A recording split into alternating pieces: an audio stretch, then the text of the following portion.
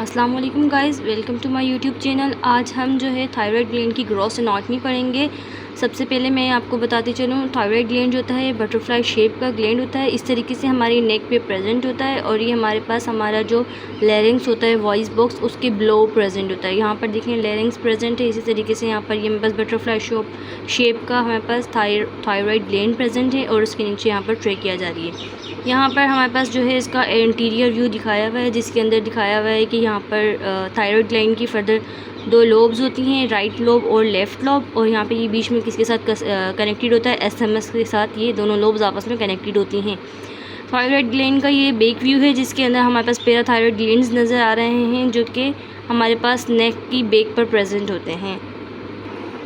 Thyroid gland की development जो होती है वो हमारे पास क्या नाम है, मेनली जो होती है वो एंडोडर्मल होती है ओरिजिन में। इसके अलावा ये जो है हमारे पास 3rd वीक के अंदर डेवलप होना स्टार्ट होता है और ये डिसेंड करता है नेक के अंदर 7th वीक के अंदर ना। और बेसिकली ये हमारे पास बन रहा होता है हमारी टंग वाले रीजन में ना। वहाँ पर हमारे पास एक फोरामेन होता है जिसे फोरामेन सीकम वगैरह कहते हैं। वहाँ से ये ट्रेवल करके नीचे अपनी लोकेशन पर आता है लेरिंग्स के नीचे बिलो, और वहाँ जाकर ये डेवलप हो जाता है, डिसेंड हो जाता है ना। बेसिकली ये जो हमारे पास थायराइड ग्लैंड होता है वो बटरफ्लाई शेप होता है, मैं जिससे बता चुकी हूँ। इसके अलावा इसमें 2 कैप्सूल्स प्रेजेंट होते हैं, इसकी 2 लोब्स होती हैं, राइट एंड लेफ़्ट। इसके अलावा 4 पोल्स होते हैं और इसका जो अपर वाला रीजन होता है थायराइड का, ये हमारे पास एपेक्स कहलाता है, नीचे वाला इसकी बेस कहलाती है। और यहाँ पर थायराइड का क्या नाम है, थायराइड ग्लैंड से ऊपर थायराइड कार्टिलेज प्रेजेंट होती है और ये कार्टिलेज के साथ हमारे पास जो है कॉमन कैरोटिड आर्टरी रन कर रही होती है। और यहाँ पर हमारे पास क्रिकॉइड कार्टिलेज भी प्रेजेंट होती है और क्रिकॉइड कार्टिलेज के पीछे जो है हमारे पास यहाँ पे एक मसल प्रेजेंट होता है जिसे हम कहते हैं क्रिकोथायरॉइड मसल। यहाँ पर इसके अलावा ये हमारे पास जो है बटरफ्लाई शेप का ये नज़र आ रहा है, ये हमारे पास थायराइड है और ये ऊपर जो है ये हमारे पास थायराइड कार्टिलेज है और थायराइड कार्टिलेज के ऊपर हमारे पास लैरिंग्स प्रेजेंट होता है। इसके अलावा इसके अंदर हम अब इसकी वेस्कुलरिटी यानी कि इसका ब्लड सप्लाई देखेंगे तो इसके अंदर हमारे पास 2 आर्टरीज़ होती हैं, एक सुपीरियर थायराइड आर्टरी होती है, दूसरा इन्फीरियर थायराइड आर्टरी होती है। और जो तीसरी हमारे पास एक और ऑप्शनल आर्टरी आ रही होती है वो होती है थायरोडीमा आर्टरी जो होती है ये हमारे पास कभी कभी प्रेजेंट होती है और ये हमारे पास आ रही होती है, लेकिन यहाँ पर हमें देखा इन्फीरियर थायराइड वेन। और इस तरीके से हमारे पास मिडल थायराइड वेन होती है और सुपीरियर थायराइड वेन होती है और यहाँ पर हमारे पास इन्फीरियर थायराइड वेन होती है। हमारे पास जो इसकी नर्व सप्लाई होती है उसके अंदर हमारे पास पैरासिम्पथेटिक सप्लाई जो होती है वेगस नर्व के थ्रू होती है, वो होती है हमारे पास एक्सटर्नल लेरेंजियल नर्व और रिकरेंट लेरेंजियल नर्व।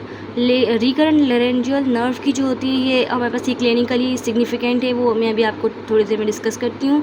लेकिन यहाँ पर हम देखते हैं सिंपथेटिक सप्लाई। तो सिंपथेटिक सप्लाई जो होती है इसकी sympathetic ganglia in the neck के रीजन में हमारे पास जो सिंपथेटिक गेंगलिया प्रेजेंट होते हैं वहाँ से इसको सिंपथेटिक सप्लाई आ रही होती है बेसिकली।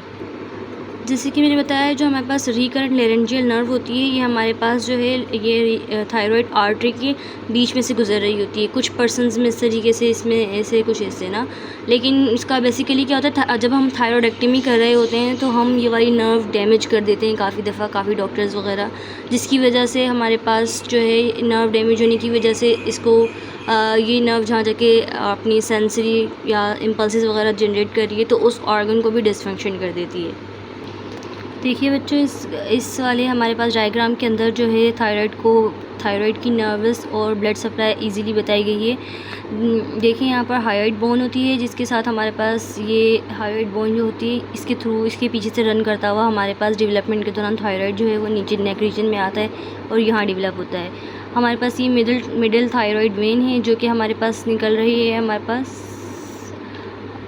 इंटरनल जुगुलर वेन से। इसके अलावा हमारे पास कैरोटिड आर्टरी है और कैरोटिड आर्टरी की ब्रांच है सुपीरियर थायराइड आर्टरी और यहीं पे से हमारे पास सुपीरियर थायराइड वेन निकल रही है जो कि हमारे पास किसको सप्लाई करेगी, थायराइड को सप्लाई करेगी। ये हमारे पास एसएमएस है थायराइड ग्लैंड का। समटाइम्स मैंने बताया था कि यहाँ पर एक जो है वो आर्ट्रिकल सप्लाई मिलती है, वो मैंने बताया था थायरोइमा आर्टरी होती है जो यहाँ पर सप्लाई कर रही होती है एसएमएस को। इसके अलावा यहाँ पर जो है पायरामिडल लूब होता है ये वाला, ये कभी कभी निकल रहा होता है तो इसको भी हम कहते हैं कि ये हमारे पास 3rd लूप बन जाती है, मिडिल लूप बन जाती है काफ़ी मतलब लोगों के अंदर थायराइड का। और इसके अलावा यहाँ पर से हमारे पास कार्टिलेज यहाँ पर दिखा रहा है, थायराइड कार्टिलेज वगैरह हमारे पास आ रही है। तो यहाँ पर से हमारे पास सुपीरियर लेरेंजियल नर्व रन कर रही है ना। तो बस बेसिकली यही थी हमारे पास थायराइड की क्या नाम है ग्रॉस। इसके अलावा मैं थायराइड के थोड़े बहुत फंक्शन आपको बता देती हूँ कि थायराइड हमारी बॉडी के लिए क्यों इंपॉर्टेंट है। थायराइड जो है बेसिकली हमारे पास एक ग्लैंड है। तो थायराइड ग्लैंड जो है हमारे पास T3 और T4 किस्म के हार्मोन रिलीज़ करता है जो हमारी बॉडी के अंदर मेटाबॉलिज्म करवा रहे होते हैं। इसके अलावा हमारी ग्रोथ डेवलपमेंट में हेल्प कर रहे होते हैं। और इसके अलावा और भी बहुत सारे फंक्शन होते हैं। लाइक हमारे पास थायराइड से एक और हार्मोन रिलीज़ होता है जिसे कहते हैं कैल्सीटोनिन। कैल्सीटोनिन क्या कर रहा होता है कि हमारे ब्लड के अंदर अगर ग्लूकोज का लेवल बहुत ज़्यादा हो जाता है तो वो उसको कम कराने में मदद कर रहा होता है।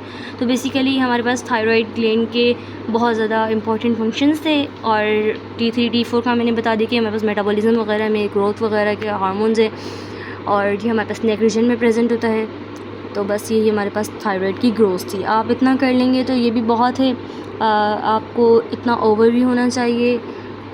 ऐसे ज़्यादा थायराइड की ना ऐसा कुछ इंपॉर्टेंट नहीं है, जो बस थोड़ी से इसकी क्लिनिकल्स हैं जो कि हम आगे डिस्कस करेंगे।